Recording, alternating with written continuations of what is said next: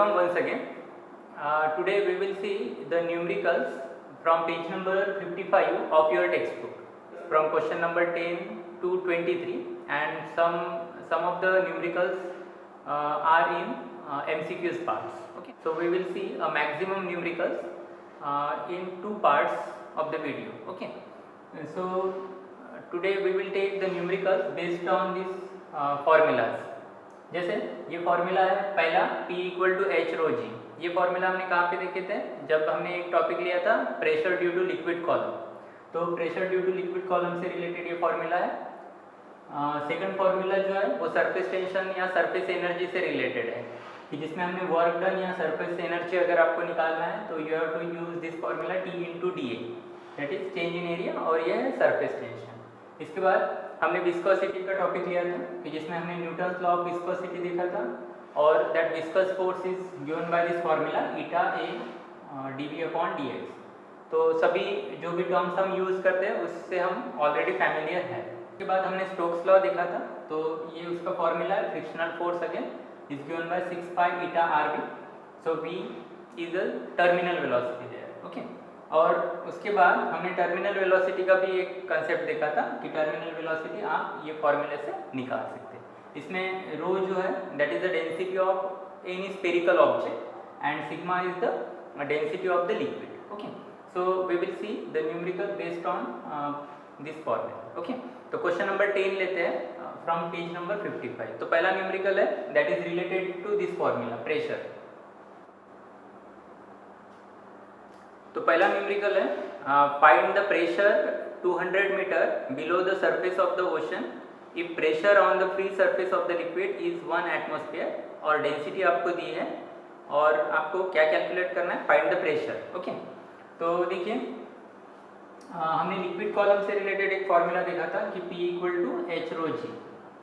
Okay, और अगर किसी सरफेस पे एटमॉस्फेयर प्रेशर भी एक्ट हो रहा है, then this formula will become P equal to h rho g plus यहाँ पे आपको एटमॉस्फेरिक प्रेशर भी कंसिडर करना पड़ता है. Okay, if the atmospheric pressure is acting on the surface. तो यहाँ पे हम ये फॉर्मूला यूज करने वाले हैं. तो क्या क्या दिया है, तो सॉल्यूशन में वन बाय वन हम पढ़ते जाएंगे. जैसे सबसे पहले आपको दिया है height, find the pressure 200 metre below the surface of the ocean. Means इस तरह से ये सरफेस है, सरफेस के नीचे 200 मीटर डेप्थ में यहाँ पे इस पोजीशन पे कितना प्रेशर है वो हमें कैलकुलेट करना है. तो सरफेस पे एटमॉस्फेरिक प्रेशर भी एक्ट हो रहा है, so P0 is the atmospheric pressure, और यहाँ पे means pressure at the depth 200 metre. तो आपको P0 और ये यहाँ पे इस पॉइंट पे कितना प्रेशर एक्ट होता है दोनों को प्लस करना पड़ेगा. तो इस पॉइंट पे मीन्स लिक्विड कॉलम वाला अगर हम कंसेप्ट यूज करते हैं तो यहाँ पे प्रेशर रहता है एच रो जी और प्लस एटमॉस्फेरिक प्रेशर आपको उसमें ऐड करना है. ओके, यहाँ पे 1 एटमॉस्फेरिक प्रेशर दिया है, तो उसकी वैल्यू भी आपको न्यूटन पर मीटर स्क्वायर में लेना है. ओके, तो पहले हम गिवन डाटा लिख लेते हैं. तो सबसे पहले h दिया है height 200 metre, so h equal to 200 metre. उसके बाद दिया है if the pressure on the free surface of the liquid is 1 atmospheric pressure, so P0 equal to 1 atmospheric pressure. Okay, तो 1 एटमॉस्फेरिक प्रेशर की वैल्यू रहती है 1.013 इंटू 10⁵ न्यूटन पर metre square. Okay, बाकी डेंसिटी दी है आपको, density of sea water that is rho, वो दी है आपको 1060 kg पर मीटर क्यूब. तो ये है आपका given data and you have to calculate a pressure P. तो फॉर्मूला यहाँ पे यूज करना पड़ेगा P equal to h rho g plus atmospheric pressure यहाँ पे कंसिडर करना पड़ेगा. तो अगर आप सभी वैल्यू यहाँ पे पुट करते हैं, जैसे हाइट है 200, उसके बाद डेंसिटी दी है 1060 into acceleration due to gravity 9.8 plus P0 means atmospheric pressure आपको ये लेना है 1.013 इंटू 10⁵. ये कैलकुलेशन आप इजीली कर सकते हैं using a log table and you will get this answer. Okay, उसके बाद हम 12 करते हैं, इजी है. क्या क्या दिया है देखिए, वन बाय वन पढ़ते जाएंगे। कैलकुलेट द विस्कस फोर्स, यानी आपको F निकालना है। Viscous force acting on the rain drop of diameter, rain drop जो है उसका डायमीटर दिया है, तो डायमीटर से आपको रेडियस निकालनी पड़ेगी। सो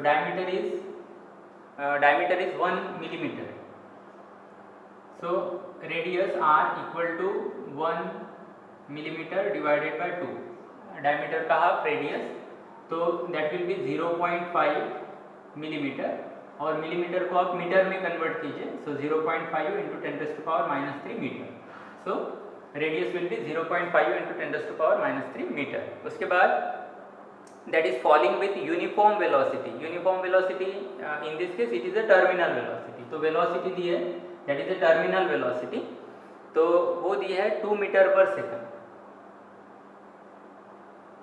which is falling through the air, the coefficient of viscosity of air, यानी coefficient of viscosity हम ईटा से डिनोट करते हैं, viscosity दी है 1.8 इंटू 10⁻⁵ न्यूटन सेकंड पर मीटर स्क्वायर। तो देखिए जैसे टर्मिनल वेलोसिटी है, रेडियस है और कोएफिशिएंट ऑफ विस्कोसिटी है, तो हमने स्टोक्स लॉ जो पढ़ा है उसमें हमें एक फॉर्मूला मिला था equal to that is 6 pi eta RB, that is Stokes law. तो just put the values, that is 6 into 3.14 pi, eta की वैल्यू पुट कीजिए 1.8 इंटू 10⁻⁵, उसके बाद R यानी 0.5 इंटू 10⁻⁻3, उसके बाद टर्मिनल वेलोसिटी इंटू 2।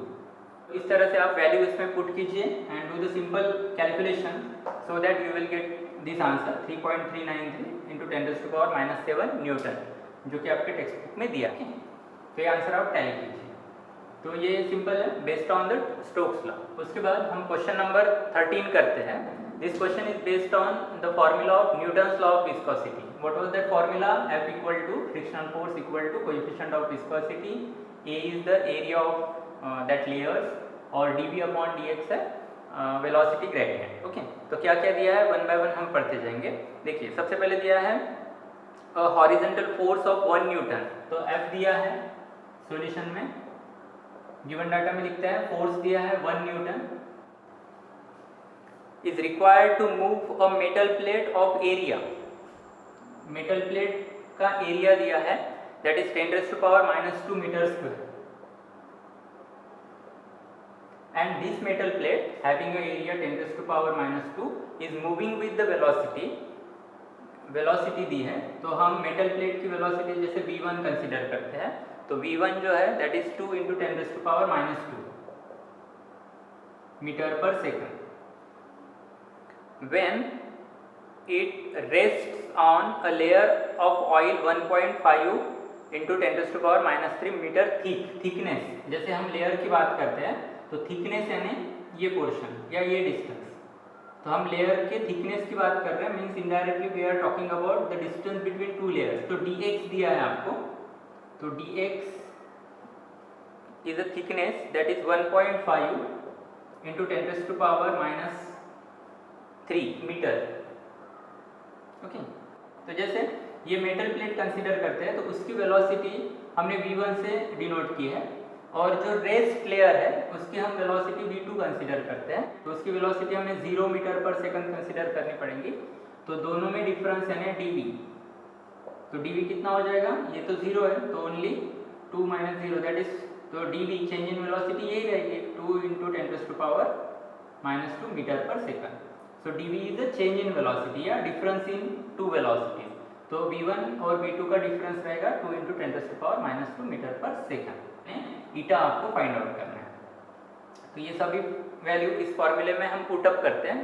तो eta equal to a dv by dx, आप इसे ब्रैकेट में लिखेंगे, ओके, और न्यूमरेटर में आ जाएगा फोर्स F, तो ये सभी वैल्यू आप यहाँ पे पुट कीजिए।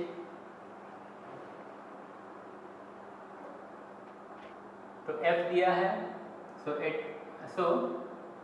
ईटा इक्वल टू F दिया है 1 न्यूटन, एरिया दिया है 10⁻⁻², और dv बाई dx, dv यानी 2 इंटू 10⁻⁻², और dx यानी thickness that is 1.5 into 10⁻⁻3।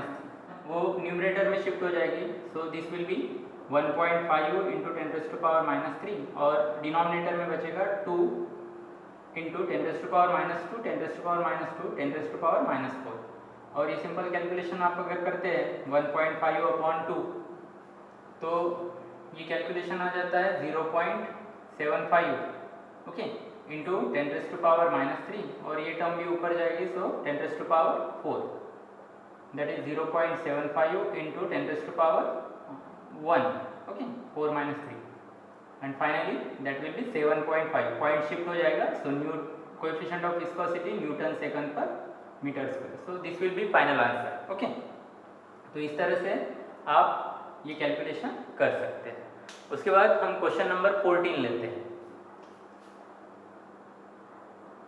Question is based on the formula of terminal velocity okay. तो टर्मिनल वेलोसिटी का हमने जो एक्सप्रेशंस फाइंड आउट किया था, हमें फाइनली ये एक्सप्रेशंस मिला था okay.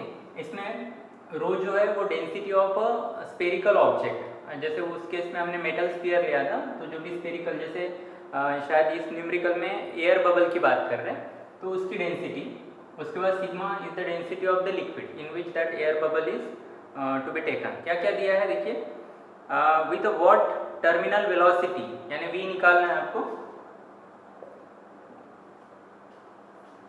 Will an air bubble, तो बबल की बात हो रही है, एयर बबल की बात हो रही, 0.4 मिलीमीटर इन डायमीटर। तो एयर बबल का डायमीटर दिया है 0.4 मिलीमीटर, हम उसकी रेडियस निकालते हैं, सो इसका हाफ यानी 0.2 मिलीमीटर और हम इसे मीटर में करते हैं, सो 10⁻³ मीटर। तो ये है एयर बबल की रेडियस ओके।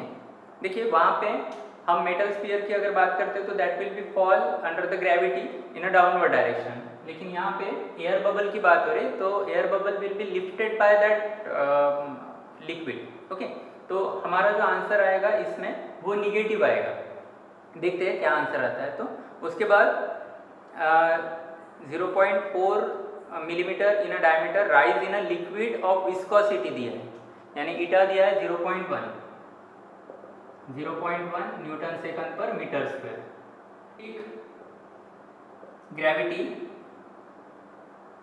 दी है, यहाँ पे आपको जो डेंसिटी है वो डायरेक्टली नहीं दी है, जैसे ये जो रो है that is the density of air bubble, वो आपको शायद दी है, yes it is given 29 kg/m³। लेकिन आपको जो सिग्मा है that is the density of a liquid, वो ना देते हुए आपको दिया है स्पेसिफिक ग्रेविटी। तो स्पेसिफिक ग्रेविटी से आपको डेंसिटी ऑफ लिक्विड निकालनी पड़ती है।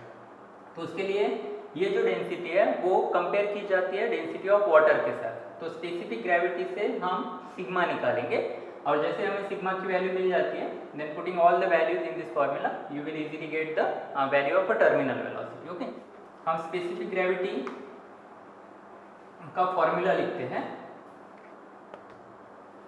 सो specific gravity that is density of liquid divided by density of water. देखिए specific gravity is nothing but the density of the liquid whose density is to be find out and this density is to be compared with the standard density। जैसे density of water हमें पता है 1000 kg/m³ okay. उसके बाद density of liquid यानी ये sigma, और density of water जो है वो 1000 है, तो क्रॉस मल्टीप्लिकेशन से हमें सिग्मा की वैल्यू मिल जाती है density of liquid, so 0.9 into 1000 kg/m³। तो ये आपको इस तरह से इनडायरेक्टली डेंसिटी ऑफ लिक्विड निकालनी पड़ती है by using the concept of specific gravity okay. तो अब सभी वैल्यू मिल गई, just put the values into 10⁻³ का स्क्वायर हो जाएगा ये r²। उसके बाद वो is the density of that air bubble, वो दी है आपको 1.29 minus sigma is the density of the liquid, यानी कन्वर्ट भी कर सकते हैं, वो हो जाएगा इंटू 1000 करते हैं तो 900 हो जाएगा। तो हम डायरेक्ट लिखते हैं 900 ओके। डिवाइडेड और विस्कोसिटी दी थी आपको 0.1, तो इतना आंसर आपका आना चाहिए। ओके, तो कैलकुलेशन पार्ट आप चेक कर लीजिए। रिमेनिंग जो न्यूमेरिकल्स है हम अगले वीडियो में ले लेते हैं, क्योंकि कुछ न्यूमेरिकल्स जो है वो बड़े हैं तो उसका कैलकुलेशन पार्ट भी ज़्यादा रहेगा, तो that will B continue in the next class. Okay.